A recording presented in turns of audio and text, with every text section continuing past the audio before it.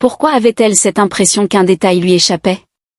Alors qu'elle refermait la porte des toilettes derrière elle, Aminata ne savait pas encore que ce qu'elle avait entrevu n'était qu'un avant-goût de ce qu'elle allait découvrir. Ce repas, qu'elle attendait avec tant d'enthousiasme, allait devenir bien plus qu'une simple aventure culinaire. Et maintenant, la marmite de son inquiétude commençait doucement à bouillir. Aminata, après avoir décidé de se rendre aux toilettes, avançait tranquillement en direction de l'arrière du bar. Elle traversa l'espace bruyant et animé, ses pensées encore perdues dans les promesses du fameux riz de l'amour.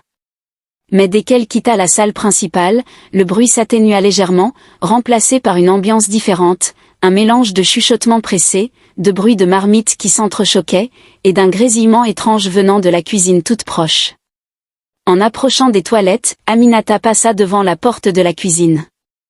Contrairement à ce qu'on aurait pu attendre, elle n'était pas complètement fermée. Une fente étroite permettait de jeter un regard indiscret à l'intérieur. Mais ce n'était pas la vue qui attira d'abord son attention. Non, ce furent les bruits. Elle entendit des marmites bouillir, bien sûr, mais aussi des voix basses, presque murmurantes, comme si on essayait de cacher quelque chose. Parfois, un éclat de voix s'élevait, rapidement étouffé par le son d'un ustensile tombant sur le sol. Et puis, il y avait ce bruit, comment le décrire? Un mélange entre un raclement et un frottement qui résonnait, irrégulier, presque angoissant.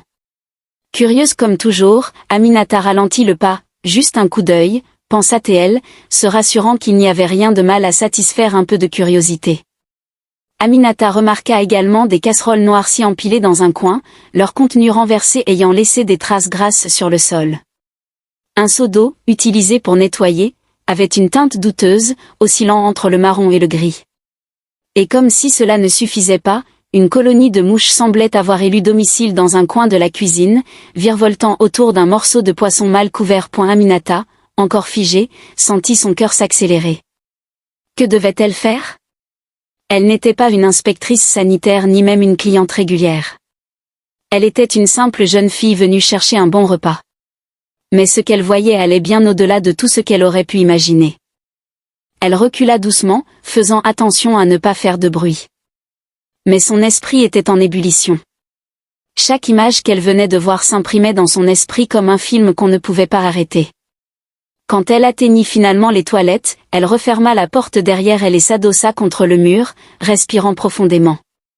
Dans le calme relatif des toilettes, Aminata tenta de rassembler ses pensées.